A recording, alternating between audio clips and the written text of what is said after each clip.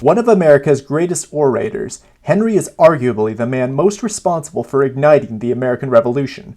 Born in Virginia, the son of a Scottish immigrant and a Virginia aristocrat in 1736, Henry's mother was a devout Presbyterian, while his father was an unabashed Anglican. As a teen, he would attend Presbyterian meetings, but remained a member of the Anglican Church. I'm playing both sides so that I always come out on top. From the two, he acquired what would become his signature style of fiery oration combined with respect for tradition and history that made him so appealing.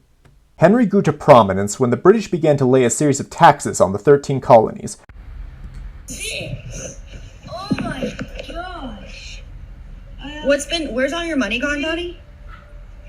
Taxes. 9, 10, 11. Let me fix my houses. But it's okay. It's part of the game. No, it's not. It's not fun. It's not fun to what? It's the worst part of the game. Oh, it's what? Taxes.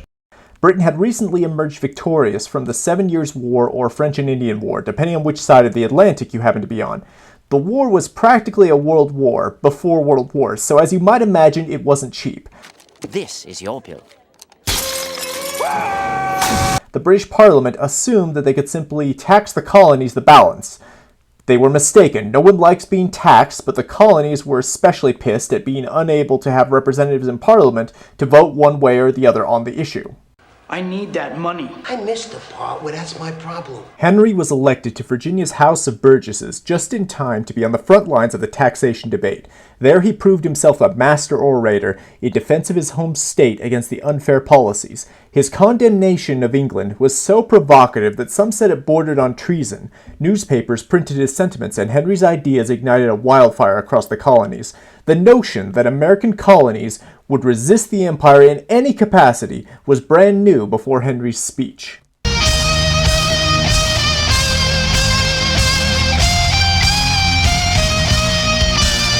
Eight years later, Henry was chosen to attend the First Continental Congress in Philadelphia.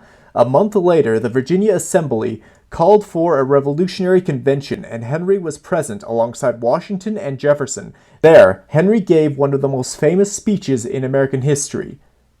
"Is life so dear, or peace so sweet, as to be purchased at the price of chains and slavery?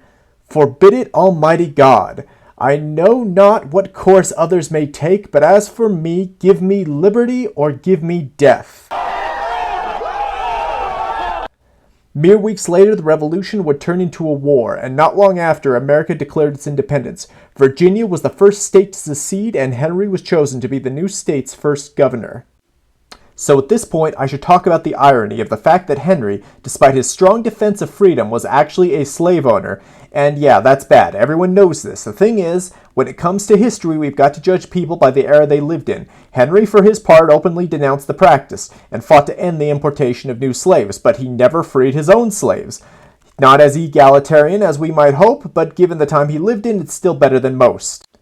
When the war was won, America found itself in need of a new system. After floundering about for a few years, a convention was held and the Constitution was created. Henry opposed the new Constitution because there was still no Bill of Rights attached to it. America ratified the Constitution and later added the Bill of Rights as the first 10 amendments. When Washington took office as its first president, he offered Henry a position as the first Secretary of State or as the first Chief Justice of the Supreme Court, but Henry declined both positions.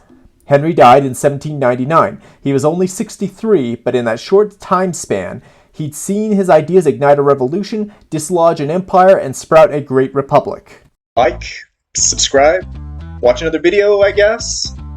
Or don't. I'm not the boss of you. Free country? Yeah, America.